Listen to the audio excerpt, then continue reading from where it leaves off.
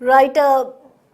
Digital big TV digital ఎక్స్లో చూస్తున్నాం. ఇటు నిన్న ఏదైతే ఒక వీడియో వైరల్ అయిందో కేరళకి సంబంధించిన ఒక యువతి బస్సులో ప్రయాణిస్తున్న దీపక్ తో పాటు తను అసభ్యకరంగా ప్రవర్తిస్తున్నాడు అంటూ కూడా ఒక వీడియో సోషల్ మీడియా వైరల్ గా మారింది. సో ఆ ఘటనకి సంబంధించి కూడా ఇప్పుడు యువతికి బిగ్ షాక్ తగిలిందని చెప్పుకోవాలి. వీడియోలో ఉన్న యువతికి ఉచ్చు బిగుస్తూ ఉంది. ఇటు యువతిపై ఇప్పటికే పోలీసులు కేసు నమోదు చేశారు. అయితే దీపక్ తల్లి ఇచ్చిన ఫిర్యాదు మేరకు పోలీసులు ఈ ఘటనను అయితే సీరియస్ గా తీసుకున్నారు. ఆత్మహత్యకు ప్రేరేపించిందనే ఆరోపణలతోనే సెక్షన్ 108 కింద అయితే ఆమెపై పోలీసులు కేసు నమోదు చేసిన పరిస్థితి కనిపిస్తోంది. అయితే ఈ ఘటనపై ఇటు మానవ హక్కుల కమిషన్ సైతం సీరియస్ అవుతోంది. ఈ ఘటనకి సంబంధించి వారం రోజుల్లోగా నివేదిక ఇవ్వాలి అంటూ నార్త్ జోన్ డిఐజీకి అయితే ఆదేశాలు జారీ చేశారు అధికారులు. అయితే ప్రస్తుతం నిందితురాలు పరారీలో ఉన్నట్లుగా కూడా తెలుస్తా ఉంది. అయితే నిందితురాలి కోసం పోలీసులు ప్రత్యేక బలగాలతో అయితే గాలింపు చర్యలు చేపడుతున్నారు.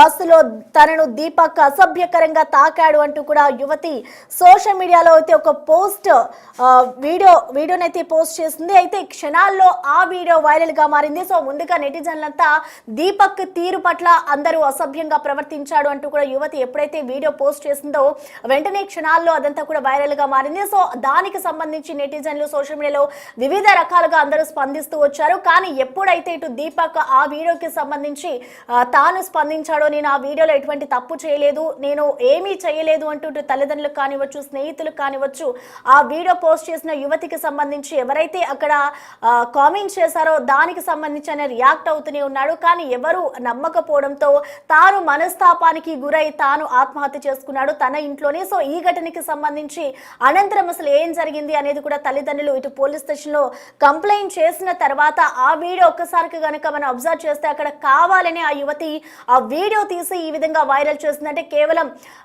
సోషల్ మీడియాలో వైరల్ అవ్వాలి అన్న కారణంతోనే ఈ విధంగా చేసింది. లైక్స్ వ్యూస్ కోసం ఈ విధంగా చేసింది అంటూ కూడా ఇప్పటికే ఒక నిర్ధారణకైతే వచ్చినట్లుగా కూడా తెలుస్తూ ఉంది.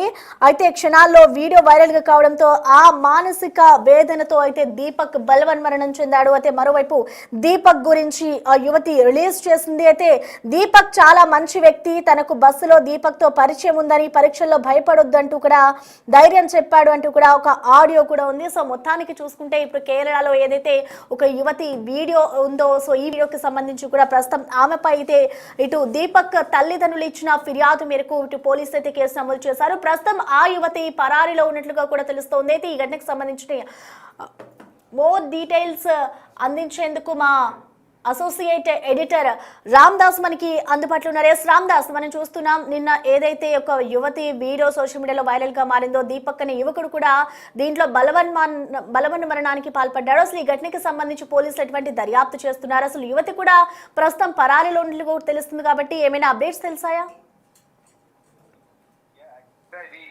తోటి బస్సు ప్రయాణికుడిపై లైంగిక దుష్ప్రవర్తన సంబంధించినటువంటి ఒక వీడియో, ఇది వైరల్ వీడియో. ఆ దుష్ప్రవర్తన జరిగింది తనపై అంటూ ఆరోపిస్తూ షింజిత అనే ఒక మహిళ కేరళలో కోజికోడ్లో జరిగింది.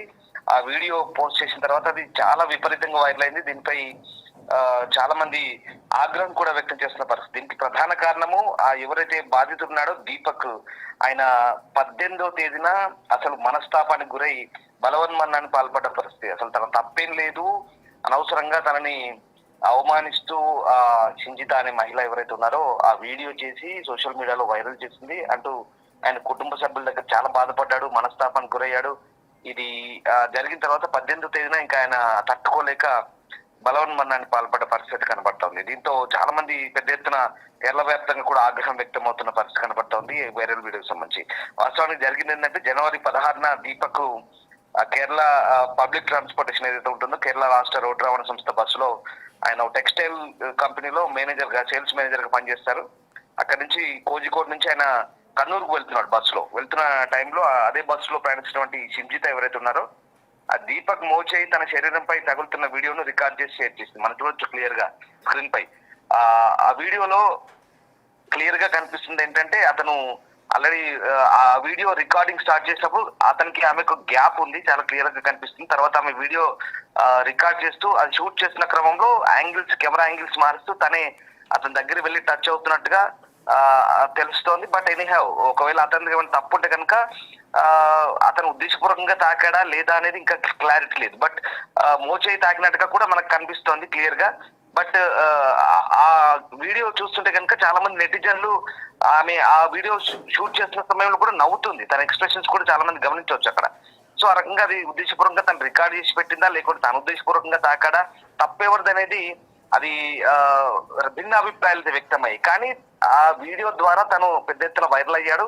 దాంతో తాను తప్పు చేయలేదు, ఉద్దేశపూర్వకంగా టచ్ చేయలేదు అని చెప్పి కుటుంబ సభ్యుల దగ్గర బాధపడ్డాడు. తర్వాత వెంటనే 16వ తారీఖున అది వైరల్ అయింది. 18వ తారీఖున ఆయన బలవన్మరణానికి పాల్పడ్డ పరిస్థితి. దీంతో వెంటనే అక్కడ కేరళ కోజికోడ్ మెడికల్ కాలేజ్ పోలీసులు దీనిపై ఎఫ్ఐఆర్ నమోదు చేశారు. 19వ తారీఖున కేసు నమోదైంది. ఈ ఎఫ్ఐఆర్ లో ఆమెపై ఆత్మహత్యకు ప్రేరేపించినందుకు ఆమెపై కేసు నమోదైంది. ఆ దీపక్ మరణానికి సంబంధించి అయితే ఎఫ్ఐఆర్ నమోదైన తర్వాత ప్రస్తుతం ఆమె అరెస్టుకు సంబంధించి ఆదేశాలు కూడా జారీ అయిన పరిస్థితి అయితే కనబడుతుంది. సో మృతుడిపై వచ్చిన ఫిర్యాదులు, మృతుడి మానసిక క్షోభకు దారితీసిన సంఘటనల క్రమం ఆధారంగా ప్రస్తుతం అయితే పోలీసులు కేసు నమోదు చేశారు. ఎందుకంటే పెద్ద ఎత్తున కేరళ వ్యాప్తంగా మీమ్స్ వైరల్ అవుతున్నాయి. ఎందుకంటే ఆ వీడియో చూసిన తర్వాత బాబోయ్ ఆడవాళ్ళ పక్కన కూర్చోవాలంటేనే భయం వేస్తుందంటూ కొన్ని మీమర్స్ విపరీతంగా ఇక ట్రోల్ చేయడం మొదలు పెట్టారు. కొంతమంది సరదాగా జోక్ చేసుకుంటూ నవ్వుకుంటూ, మీరు ఒకసారి ఆ వీడియోలు కూడా చూడొచ్చు స్క్రీన్ పైన.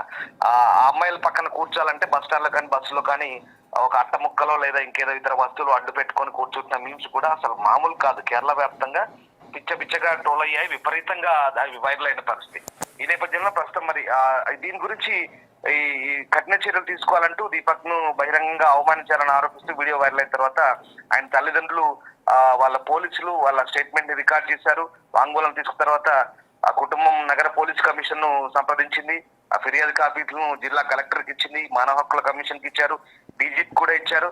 దీంతో ఆయన తరపు న్యాయవాదులు ఎవరైతే ఉన్నారో దేవదాస్, అబ్దుల్ రహీం వీళ్ళిద్దరు కూడా ఫిర్యాదుల ఆధారంగా సంఘటనపై విచారణ జరపాలంటూ హ్యూమన్ రైట్స్ కమిషన్ కు ఫిర్యాదు చేయడంతో వాళ్ళు అక్కడ డిఐజీని ఆదేశించారు. సో జ్యుడిషియల్ సభ్యుడు బైజునాథ్ కూడా నివేదిక కోరారు. సో ఫిబ్రవరి 19న Kozhikode public works rest house లో జరిగే సమావేశాలు కూడా కేసును మళ్ళీ పరిశీలించబోతున్నారు.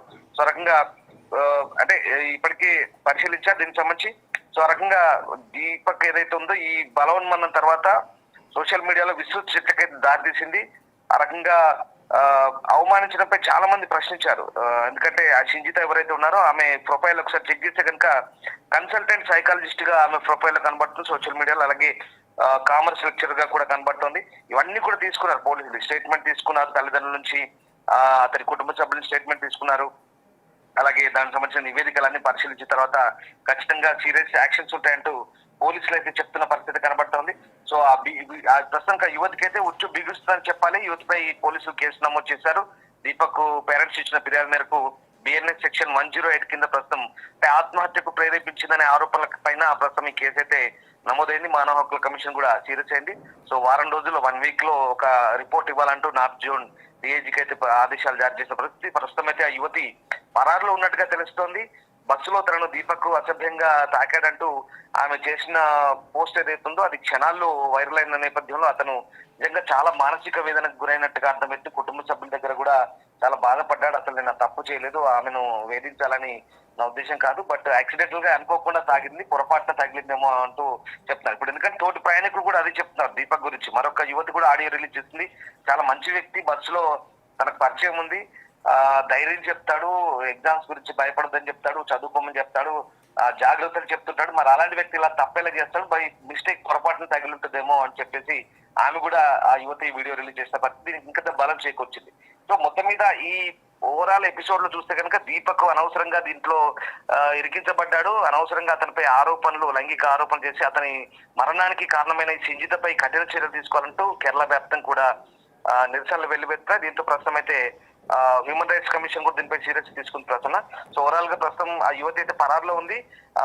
అంటే బలవన్మరణానికి ప్రేరేపించిన సెక్షన్ల కింద బిఎన్ఎస్ సెక్షన్ 108 కింద అయితే ఇప్పుడు ప్రస్తుతం కేసు నమోదని చూడాలి. ఇంకా ఇది ఎలాంటి మలుపులు తిరుగుతుంది. ఆ యువతిని కనుక పట్టుకొని కనుక విచారిస్తే ఖచ్చితంగా ఆమెపై శిక్ష పడే అవకాశాలు అయితే చాలా క్లియర్ గా కనిపిస్తున్నాయి. ఏదేమైనా ఇలాంటి సంఘటనలు కేవలం కేరళకే పరిమితం కాలేదు. ఒకవేళ ఎవరైనా ఉద్దేశపూర్వకంగా ఇట్లాంటి సంఘటనలు చేసినప్పుడు దీనిపై కూడా ఎట్లాంటి నిరసనలు ఎట్లాంటి మద్దతు ఉంటుందో ఈ ఘటన మనకు చాలా క్లియర్ గా అర్థమవుతుంది కేరళ ఘటన ద్వారా.